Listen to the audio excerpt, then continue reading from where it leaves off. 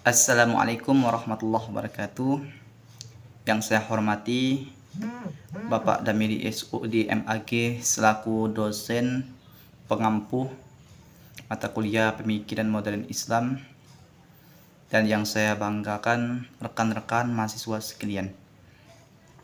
Di sini saya akan menjawab pertanyaan-pertanyaan, yaitu yang pertama tentang apa saja faktor, jelaskan faktor yang melatar belakangi munculnya gerakan pemikiran modern dalam Islam. Faktor utama yang melatar belakangi munculnya gerakan pemikiran modern dalam Islam melibatkan respon terhadap perubahan sosial, perubahan politik, dan ekonomi. Beberapa faktor kunci meliputi interpretasi terhadap teks yang suci, terhadap interaksi dengan pemikiran Barat, keinginan untuk mengatasi tantangan zaman, dan upaya merangkul nilai-nilai universal dalam konteks Islam.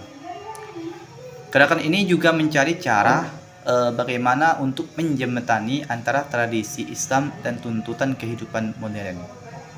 Yang kedua, jelaskan apa gerakan pertama yang dilakukan oleh Muhammad Ali Pasha dalam pembaharuan Islam di Mesir. Muhammad Ali Pasha yang memerintah Mesir pada awal abad ke-19 ini mengambil berbagai langkah dalam pembaharuan Islam. Salah satu gerakan pertamanya adalah melibatkan modernisasi administratif dan militer. Ia memperkenalkan reformasi administratif dengan mengadopsi model Eropa untuk memperkuat pemerintahannya dan militer di Mesir.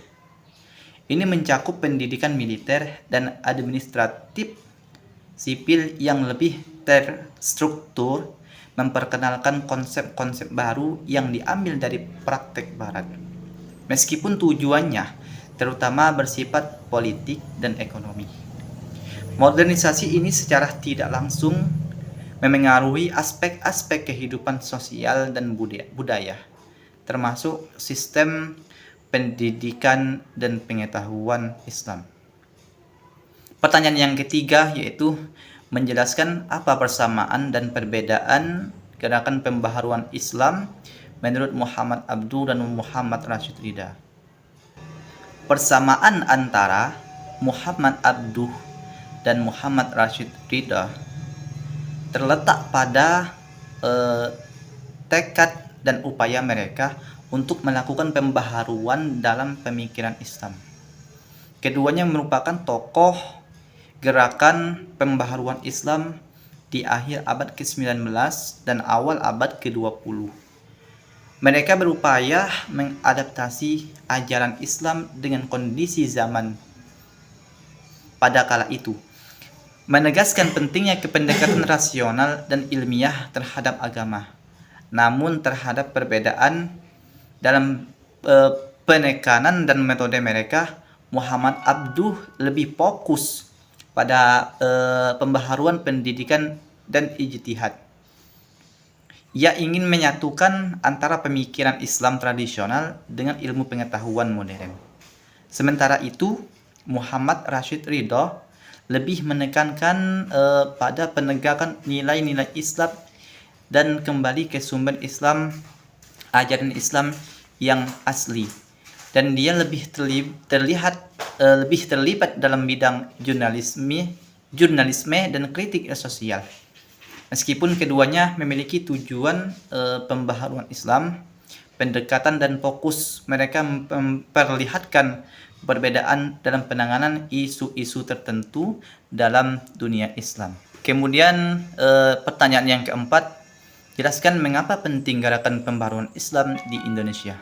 Gerakan pembaharuan Islam di Indonesia penting karena menghadirkan upaya untuk mengadaptasi nilai-nilai Islam dengan konteks modern dan menyelesaikan tantangan-tantangan zaman. Beberapa alasan mengapa gerakan pembaharuan Islam memiliki relevansi penting di Indonesia.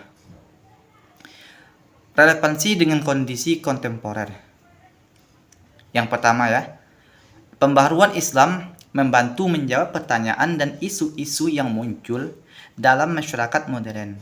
termasuk ekonomi, politik, sosial, dan teknologi. Ini kemungkinan memungkinkan Islam untuk tetap relevan dalam menghadapi dinamika zaman. Yang kedua yaitu pembaharuan pendidikan. Gerakan ini mendorong pendekatan pendidikan yang lebih progresif, mengintegrasikan ilmu pengetahuan dan teknologi dengan nilai-nilai Islam. Ini mendukung perkembangan intelektual dan keterampilan masyarakat Muslim. Kemudian yang ketiga, keharmonisan antar agama. Pembaruan Islam dapat membantu memperkuat dialog antar agama dan toleransi. Pemahaman yang lebih progresif tentang Islam dapat meredakan ketegangan antara agama dan membangun kerjasama antar komunitas. Yang keempat, pemberdayaan perempuan. Gerakan ini seringkali mencakup upaya untuk memberdayakan perempuan dengan memberikan hak-hak yang setara dan mempromosikan partisipasi perempuan dalam berbagai bidang kehidupan. Melalui gerakan pembaruan Islam di Indonesia dapat terus berkembang dan bersinergi dengan perkembangan global sambil tetap memelihara nilai-nilai dan identitas keislaman yang khas, yang asli.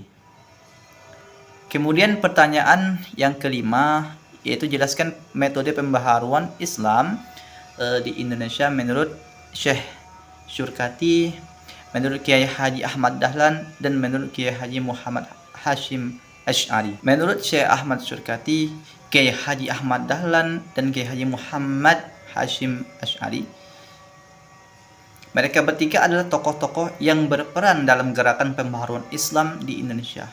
Meskipun memiliki pendekatan yang berbeda, mereka berkontribusi pada upaya adaptasi Islam dengan kondisi sosial dan politik di Indonesia. Yang pertama, tokoh Syekh Ahmad Syurkati. Metode pendidikan dan persaudaraan.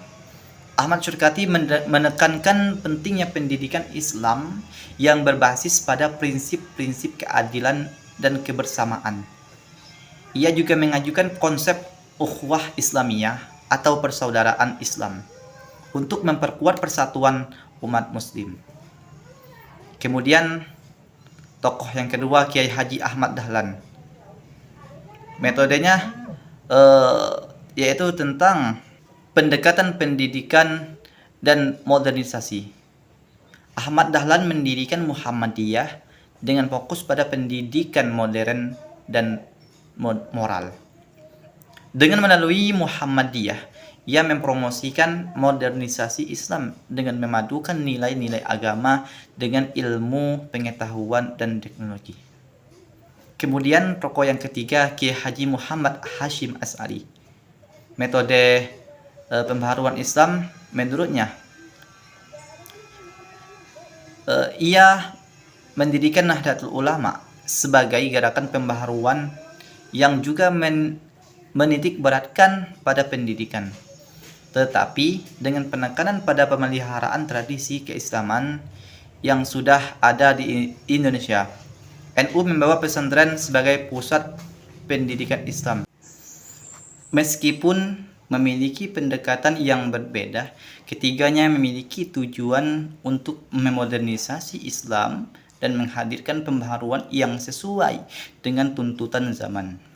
Pendekatan ini melibatkan pendidikan, moralitas, dan upaya-upaya untuk mempertahankan atau memodifikasi tradisi keislaman sesuai dengan kebutuhan masyarakat yang ada di Indonesia. Sekian jawaban dari saya, dan saya akhiri. Wassalamualaikum warahmatullahi wabarakatuh.